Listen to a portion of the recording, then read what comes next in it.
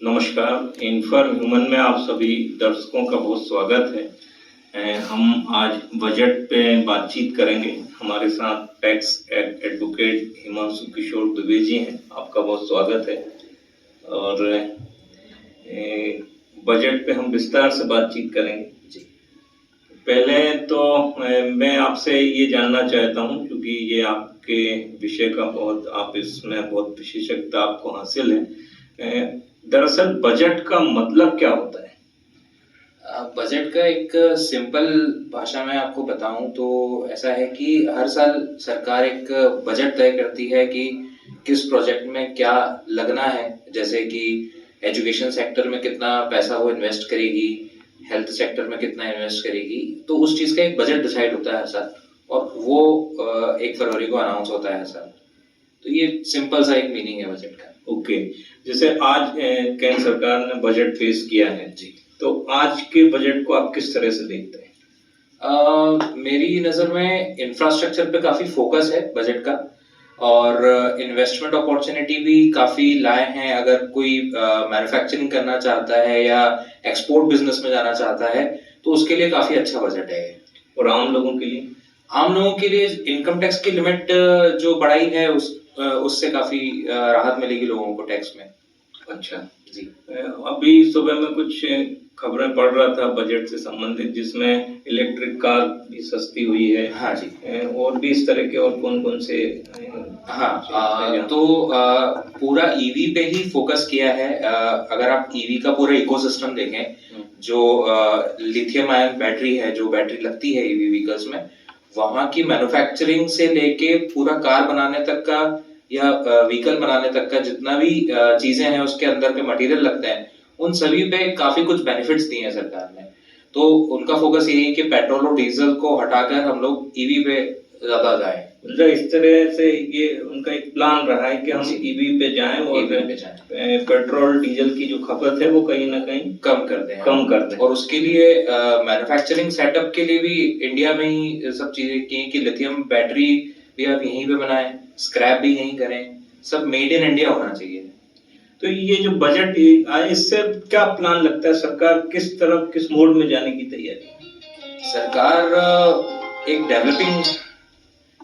Developing nation से developed nation की तरफ जाना चाह रही है, और सब चीजें इंडिया में बनाना चाह रही है जितना हो सकता है। और इंडिया, जैसे निर्मला सीतारमण जी ने बोला कि make in India but make for the world, तो हम यहाँ बनाएंगे पर पूरे वर्ल्ड के लिए बनाएंगे, वो चीज पे फोकस है। मतलब इससे कहीं ना कहीं हम मजबूत होंगे, हम सेल्फ डिपेंडेंट होंगे, हम दूसरे कंट्री पे डिपेंडेंट नहीं रहेंगे बहुत सारी चीजों में, उस चीज पे। तो ये बहुत रिसर्च के बाद तैयार किया? जी बिल्कुल, एक पूरी कमेटी रहती है लोगों की, काफी अलग अलग विशेषज्ञ रहते हैं और उनके साथ बैठकर बजट बनाया जाता है।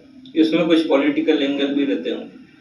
हो सकता है। अच्छा, पिछले बजट और इस बजट में क्या आप डिफरेंस देखते हैं? पिछला बजट फोकस था क्या बोलें कि सरकार एक नई आई थी, जुलाई में बजट पेश हुआ था, तो उन्होंने काफी थोड़ा रेस्ट्रिक्ट होके बजट किया था कि जहां जहां पे फोकस करना चाहिए बस वहीं किया था। इस बार उन्होंने आगे के 5 साल को पूरा देखते हुए बजट बनाया है।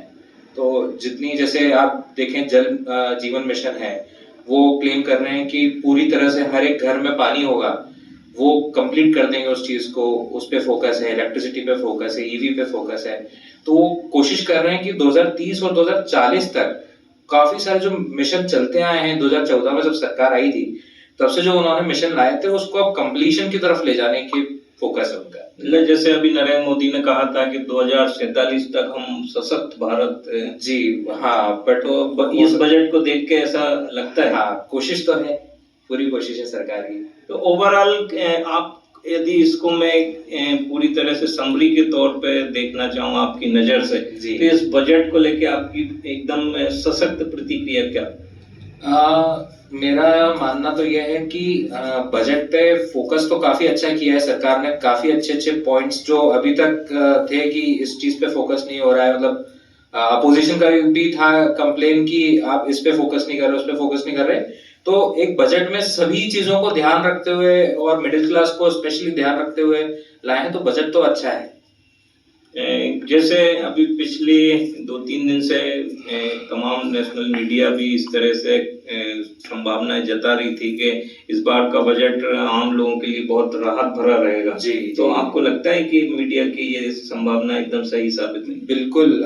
जैसे अगर हम देखें इनकम टैक्स का, तो इनकम टैक्स का जो स्लैब रेट है, जो पहले 7 लाख तक टैक्स नहीं लगता था, वो 12 लाख तक टैक्स नहीं लगेगा।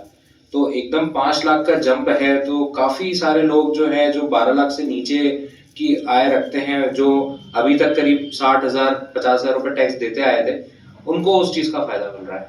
तो इससे जीएसटी वगैरह ये भी सब इसमें अंतर आ जाएगा? जीएसटी में इतना अंतर नहीं आएगा, क्योंकि जीएसटी तो पूरा टैक्स ही अलग है, उसका रेट सिस्टम अलग चलता है।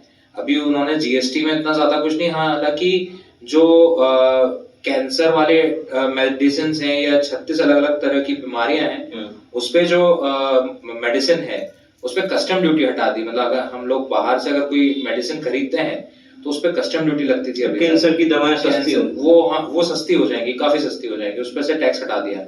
कितना अंतर आ सकता है? अब वो तो डिपेंड करता है कि दवाई कितनी महंगी है, बट जितना भी कस्टम लगता था वो पूरी तरह से हटा दिया है, तो काफी रिलीफ मिलने वाला है।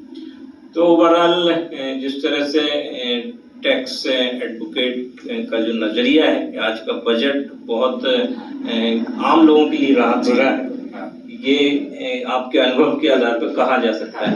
बहुत धन्यवाद, आज आपने हमें समय दिया। Thank you.